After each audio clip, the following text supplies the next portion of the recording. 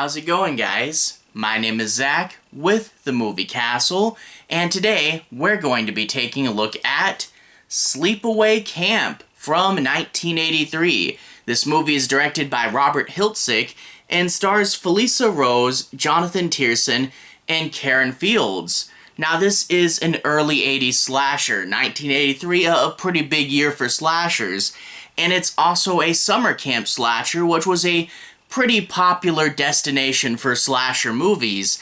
However, all that being said, this movie managed to not get lost in the crowd and actually develop a reputation and a cult following over the years, and definitely serves as a slasher highlight.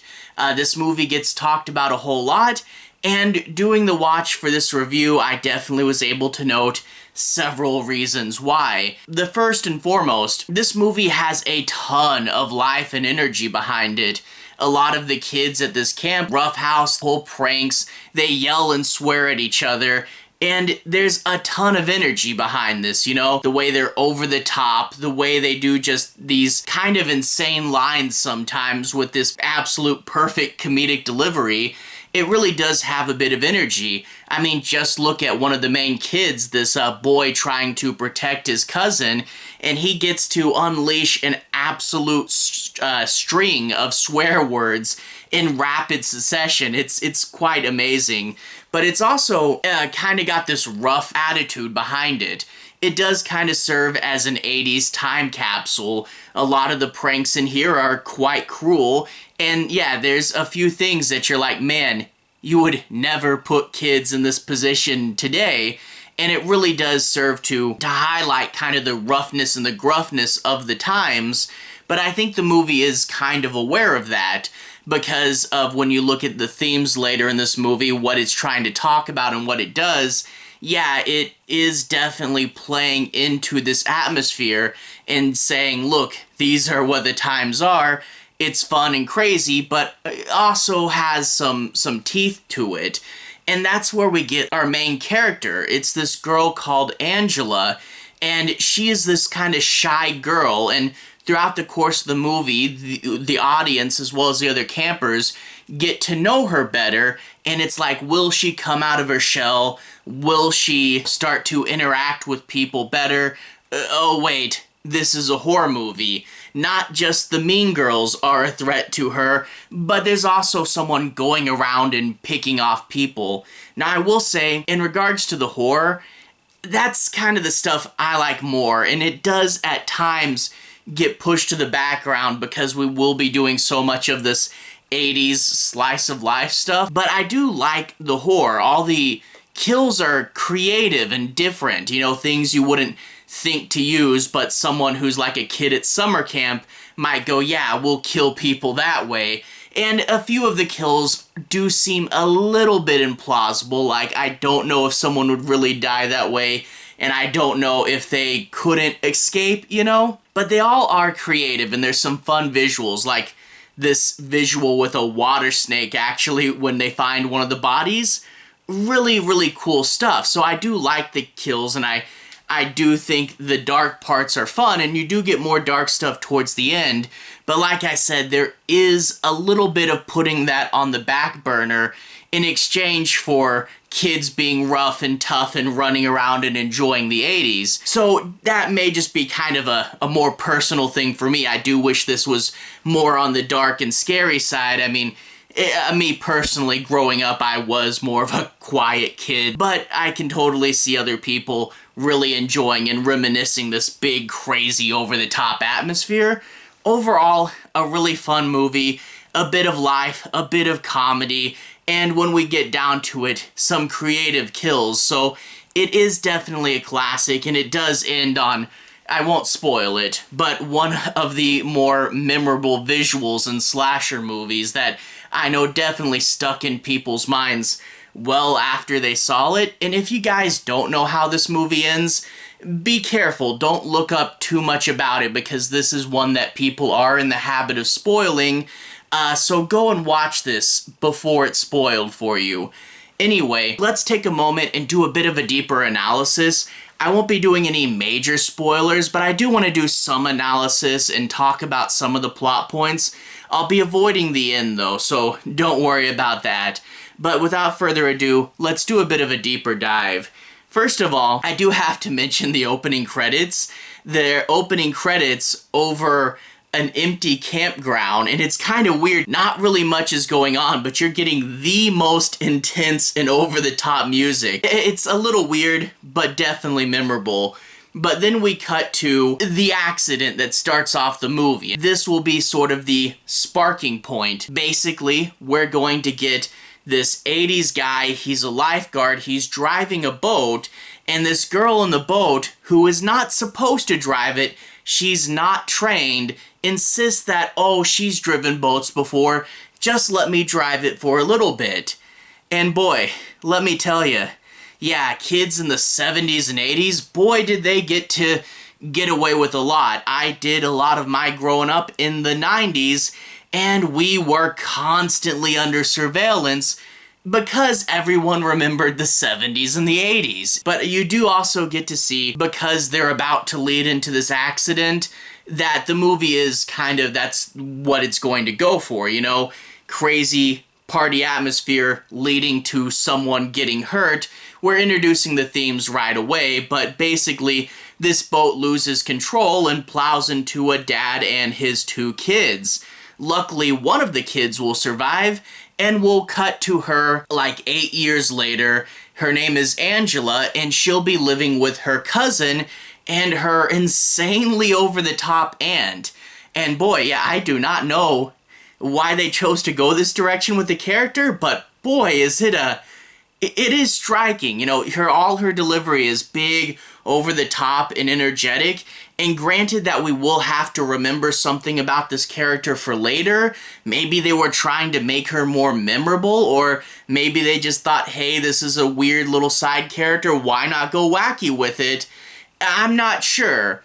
It is kind of weird that she isn't in the movie very much, and she's a doctor. Maybe they could have made her the camp's doctor and put her in the movie more?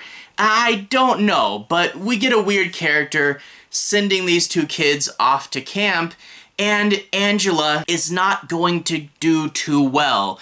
She's shy and awkward and doesn't know how to fit in, and she'll not speak and not eat for the first couple days. And I also like how they shoot her. They often shoot her a little bit too low in the frame to kind of emphasize this, so you kind of get her character there.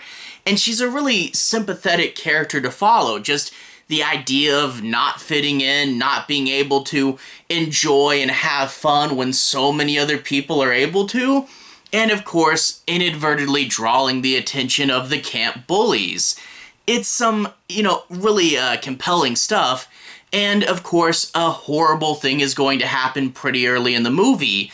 We get this cook who is openly into kids. Like, gee, come on. But yeah, this guy, I think a lot of his co-workers think he's just joking or something, but he tries to get Angela, and luckily the cousin stops this, but this is going to spark one of the campers. We don't know who, because it's a POV mystery camera, you know, and one of the campers is going to push the cook into a big pot of water, well, kind of knocking it over, spilling it on him. And this kind of, even though technically the cook doesn't die, it really does set up what the kills are like in this movie, because it is a little bit implausible that you would get the water right on him and he wouldn't be able to wiggle his way out. But also we have like the world's tallest pot of water here. It's just a little wacky, a little bit insane. And when we get to the rest of the kills, they are kind of like that, where they are good gimmicks, but just a little weird, you know?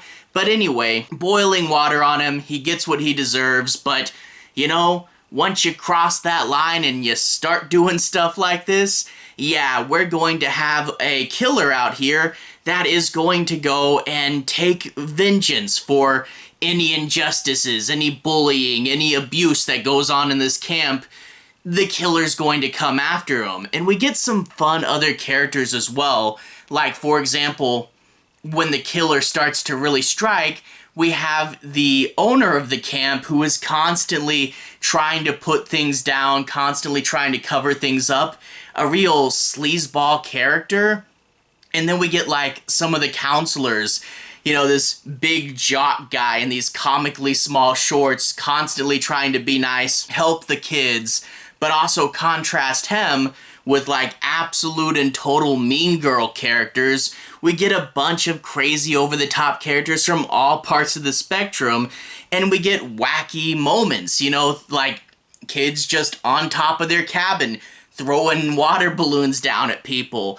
It is a good bit of insane over-the-top energy, and all this is going on while Angela is slowly coming out of her shell. The cousin has a best friend, the two hang around, and he starts to become interested in Angela, and eventually get her to talk. That's the thing, it's not just that the killer and the bullies are around, but he's also really young and inexperienced, and he definitely isn't going to be a master at gently getting her out of the shell, and there's going to be a few awkward stumbles that he takes along the way, and you really do hope that Angela's going to be okay, but you also know this is a horror movie, the world is going to be out to get her. Now, we get closer to the end of the movie, and I will say there's actually kids at this camp. I see why other films, like most of the Friday the 13th movies, don't have kids, because it makes it a little busy, and the isolation is one thing that these other films use to their advantage. And I get, wanting to have, like, where you're at the end of the movie, and there's, like, just one or two people left, and you realize Jason's got everybody. There is a sense of little bit of claustrophobia, like when a lot of the kids get sent home towards the end, but you don't really get that, but it still keeps the tension up. But yeah, it is kind of weird that there are kids here. But anyway, we do eventually lean more into horror. We do eventually get to that finale, and I won't spoil the ending of the movie, but needless to say, it does end on a very, very memorable visual, and it's what a lot of people talk about when they get to this movie. And yeah, there is definitely a lot we could unpack talking about this, but like I said, no spoilers, but note that this does have a pretty intense ending. All that being said though, Sleepaway Camp does have a ton of energy and levity behind it. I wish it was a little darker, and I wish it leaned more into the horror, but that being said, it's totally a slasher highlight, and I can definitely recommend it. If you haven't seen it yet, watch it before it gets spoiled. Anyway, to everyone who's watched so far, thank you for watching.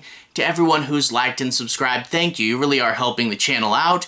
I'll leave a relevant playlist on the bottom. This should be my slasher movies playlist, where you can see me talk about a ton of other slasher movies, like Halloween or Friday the 13th, and I think this is getting kind of long. I think there's over 100 videos in here, so if you want to see a lot more of this, you can find that there. Anyway, have a good day. I'll see you guys again very, very soon. Relevant playlist on the bottom.